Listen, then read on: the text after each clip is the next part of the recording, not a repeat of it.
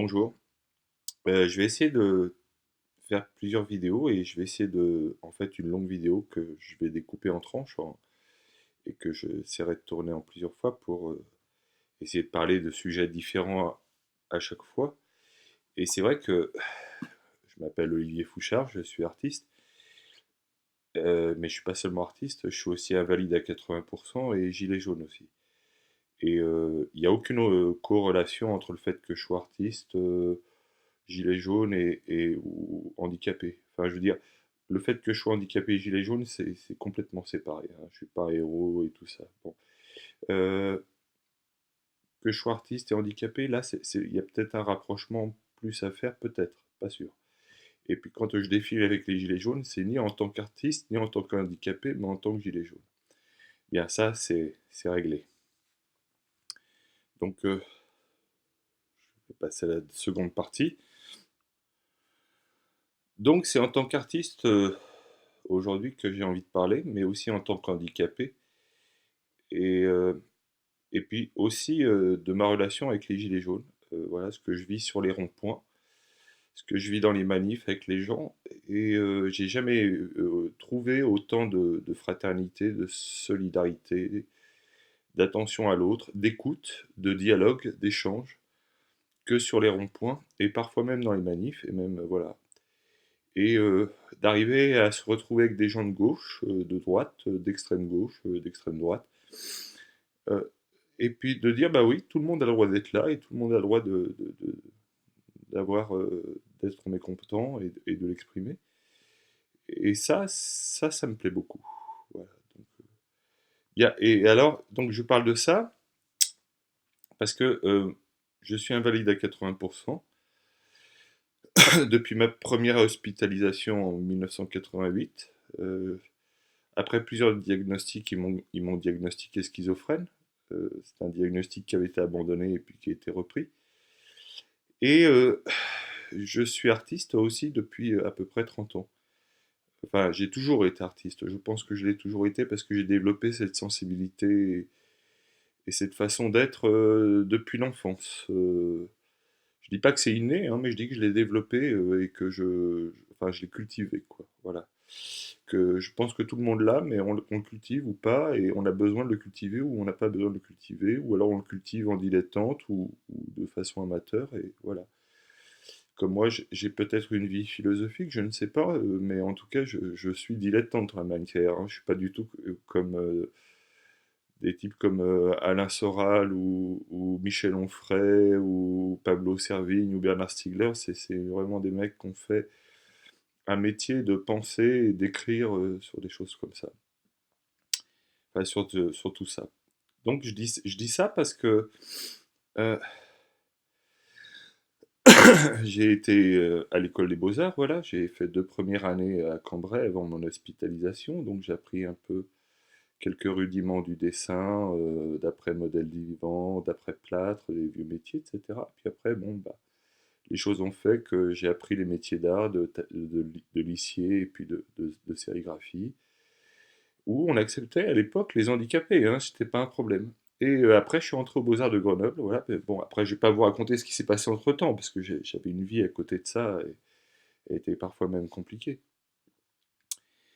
Et donc, je trouvais que cet espace de liberté qu'était l'art et cette façon d'être qui échappait à la bureaucratisation, où la posture de la révolte et le fait d'ouvrir sa gueule était quelque chose d'admis et normal, et même reconnu et encouragé. Et je me suis rendu compte c'était pas tout à fait ça en fait, hein. Voilà, donc dans mon esprit, si vous voulez, c'est que le peuple, euh, pas seulement les gilets jaunes, mais tous les gens qui travaillent, qui entreprennent, et qui payent des cotisations, que ce soit les petites entreprises, les grandes entreprises, et puis, comment dire, et puis, euh, et puis surtout les salariés, les gens qui sont vraiment au boulot et tout ça, euh, payent des cotisations pour que moi, handicapé, je puisse vivre. Et donc, ça m'a permis de développer une pratique artistique d'une façon assez libre et qui était assez réprimée quand j'étais aux Beaux-Arts de Grenoble. On ne voulait pas entendre parler de peinture, c'était la période années 90-2000 où vraiment c'était terminé, c'est-à-dire qu'il y avait une bande d'artistes se réclamant du chant ou d'autres qui avaient décidé d'en finir avec la représentation de l'art bourgeois et la bourgeoisie, et donc c'est assez crétin comme truc parce qu'ils pensaient en finir avec l'esprit bourgeois et la bourgeoisie en supprimant la peinture. Alors que, et puis bon, bah, alors là, ça marche pas du tout, ça fonctionne pas du tout, ça a été même contre-productif. Et ça n'a fait qu'engraisser et enrichir l'esprit bourgeois et le radicaliser, et d'une autre façon, hein, c'est-à-dire que l'esprit bourgeois a muté vers une sorte de 21e siècle. Enfin, bon, c'est une analyse un peu rapide qui permettrait réflexion, etc. Donc dans mon esprit, ces gens-là payent des cotisations pour que moi je puisse, enfin, pour que je puisse vivre, et donc j'en profite pour être artiste. Et donc dans mon esprit, mon œuvre appartient au peuple, appartient à ceux qui ont payé les cotisations et même ceux qui n'en ont pas payé. C'est-à-dire que j'ai conscience depuis le début que je n'existe pas sans les autres.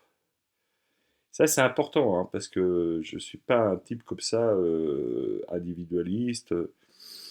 Et donc, maintenant, alors à chaque fois que je faisais un dossier, je crois que je vais arrêter d'en faire, hein, je vais aller dans les expos que sur invitation ou plus du tout, hein, tant pis.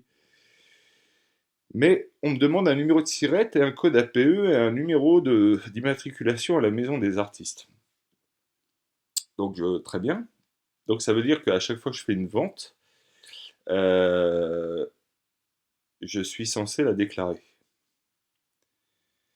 Mais moi, mon statut, c'est invalide.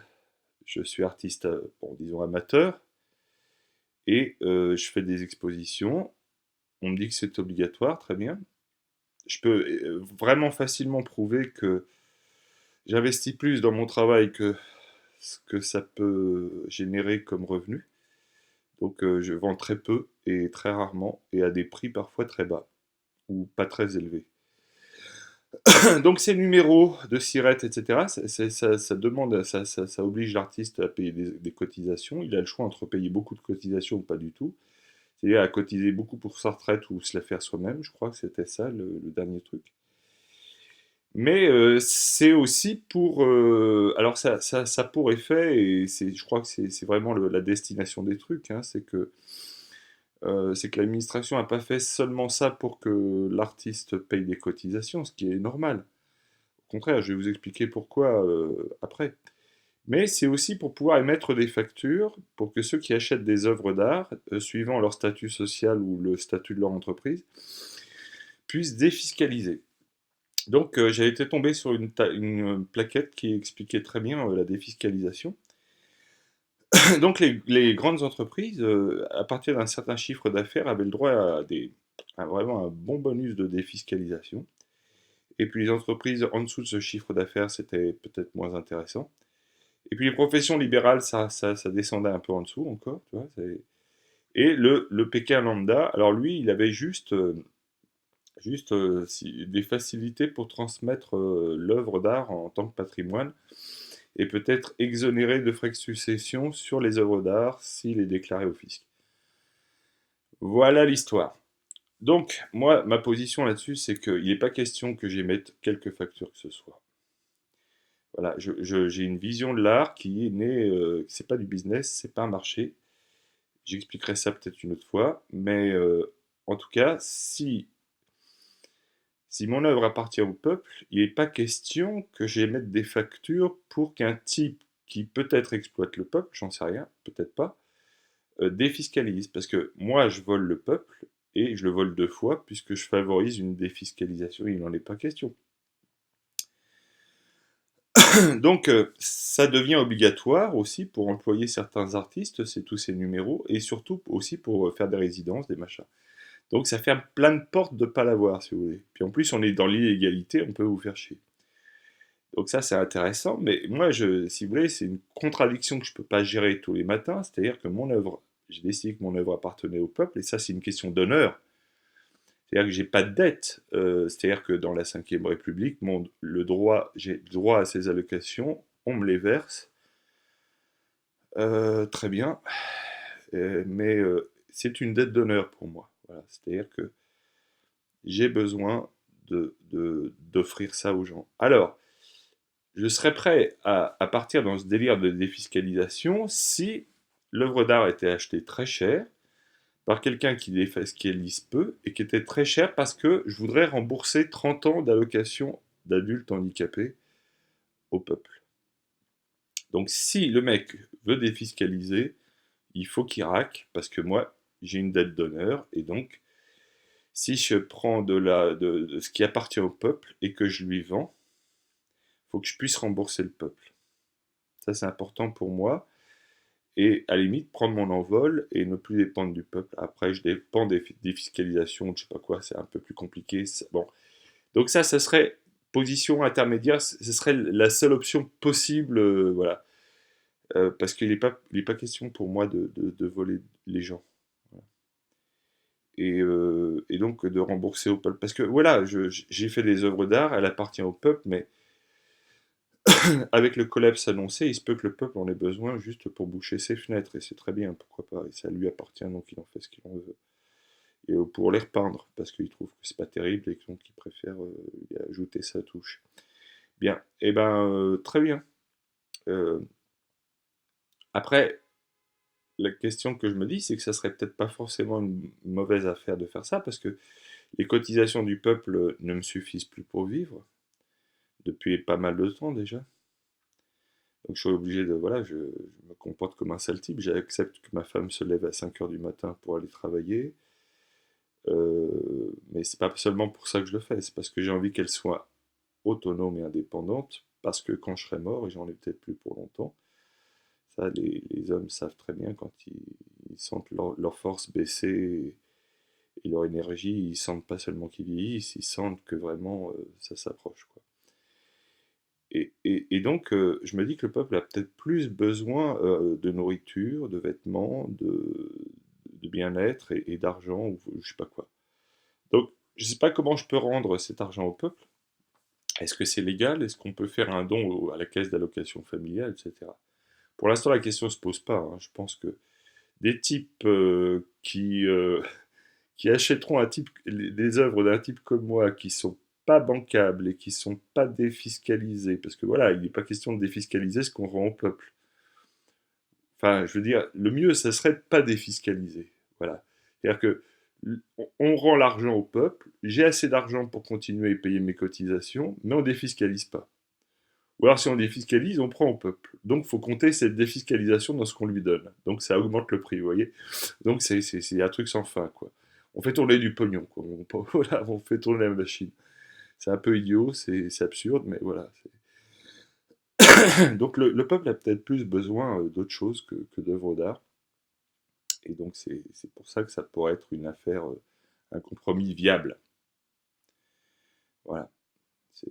Et donc, si vous voulez, pour moi, en tant qu'handicapé, schizophrène, euh, ayant l'impression que bah, dans les années 90, le mot d'ordre à la NPE, c'était de laisser crever les types comme moi devant leur télé. Et puis il y a des gens qui me disaient, avec les idées que tu as, euh, la société va te bouffer. Donc vous êtes face à une société qui va vous bouffer et où vous laissez au mieux crever devant leur télé. Donc c'est ce que j'ai fait semblant de crever devant ma télé, et puis j'ai fait des peintures. Voilà. Et ça, pour moi, le fait de produire ça et de savoir que ça m'appartient pas, parce que bien sûr que j'ai des idées un peu libertaires, et je pense que un jour l'homme en finira avec la propriété privée, les échanges marchands, en tout cas je l'espère, mais s'il le fait pas, il le fait pas, hein, mais voilà, ce serait une belle façon de finir en beauté avant l'extinction de l'espèce humaine. On serait au moins arrivé à ça, quoi. On serait arrivé à retourner à un état plus, comment dire, d'avant le néolithique, si vous voulez, d'avant l'invention des monnaies, etc., d'avant la civilisation, pourquoi pas. Euh, et donc, si j'en fais un point d'honneur, que je meure ou que je vive, que la société voulait m'écraser ou pas, que des gens ont voulu m'écraser ou pas, et puis d'autres m'aider, parce qu'il y en a aussi, hein, voilà, quand je dis que mon œuvre est collective, c'est qu'elle ne se fait pas toute seule non plus, et je ne suis pas tout seul à la faire. C'est-à-dire qu'il y a des gens qui fabriquent la peinture, les toiles, les châssis, tout ça, et puis parfois je demande à des copains ou je demande à des gens de m'aider à transporter les tableaux et puis d'accrocher l'expo, etc. Donc voilà, c'est une aventure collective. Et le fait de vivre cette aventure collective en tant que schizophrène, plutôt que de, je sais pas moi, plutôt que tu vois, après avoir échappé à l'infanticide, de découper et de commettre le parricide et de découper les gens en petits morceaux. Donc voilà, j'ai voulu faire ça. C'est une façon pour moi de vivre ou de mourir. Alors peut-être avec un genou à terre, peut-être pas toujours debout, mais avec un genou à terre, mais pas à genoux complètement. Donc, et peut-être, alors dans le cas où, je sais pas, moi, ma peinture serait peut-être consacrée par un musée ou simplement pris en charge par une galerie qui aurait des contacts avec des musées qui- où les tableaux pourraient entrer dans les collections publiques. Euh, Ça serait pour moi, c'est sûr, ça me remettrait presque debout. Voilà. Mais bon, j'y crois pas trop. Donc mourir et vivre avec un seul genou à terre, pour moi, c'est important de continuer à faire ça. Donc c'est pour ça que je n'aurai pas de numéro à la Maison des artistes, de numéro de SIRET. Parce que, et puis voilà, de code APE et tout ça. Et j'irai pas à l'URSSAF. Parce que c'est pas que je veux pas payer d'impôts, c'est que je peux pas en payer parce que je vends rien, ou presque rien. Ce que je vends, ça me paye quelques tubes de peinture pour pouvoir continuer, ou un peu de papier, ou des choses comme ça. Et parce que j'ai pas envie de jouer ce jeu de la défiscalisation. Parce que bien sûr, que le marché mette un artiste sur la scène et qu'il devienne bancable, faut on lui demande d'être malin, de se taire, de sourire, de pas faire de politique, de pas avoir de pensée et de fermer sa gueule, et voilà, et de jouer et de collaborer au système. Or, moi j'essaye de travailler dans un esprit coopératif, dans une économie de la contribution, et pas voilà, dans une économie de la collaboration. Donc je m'en fais pas une gloriole, j'irai pas attaquer et dire que c'est pas bien de défiscaliser, je dirais pas que les autres artistes sont mauvais, ce sont des salauds, et puis qu'il y en a d'autres, c'est des saints et des martyrs comme Van Gogh, etc. Je dirais pas ça, je fais pas ça. Mais par contre, moi, dans ma logique, selon ma logique, pour pouvoir me lever le matin et me regarder dans la glace, je préfère ne pas avoir cette contradiction à assumer, c'est-à-dire penser que j'ai une dette d'honneur vis-à-vis du peuple, et en même temps lui faire les poches et donner et favoriser les riches pour que les riches puissent leur faire les poches à nouveau. Et ça, et j'ai remarqué, alors c'est là peut-être la seule touche politique que je mettrais dans cette histoire, enfin la politique au sens où on parle de politique de pouvoir, c'est que depuis qu'Emmanuel Macron est au pouvoir, on vous demande quasi systématiquement ce numéro de SIRET et ce numéro de maison des artistes pour quoi que vous fassiez dans un centre d'art autogéré, dans une expo associative, voilà. Alors, ils disent que vous êtes responsable de ça. C'est-à-dire que eux, par le contrat que vous signez, se lavent les mains du fait que vous en ayez ou pas. Pour l'instant, ça va. C'est-à-dire qu'on peut encore dire, ok, j'en ai pas, mais voilà, on va faire comme si j'en avais, et vous n'êtes pas censé être au courant. Mais je leur dis, hein, je les mets dans la confidence.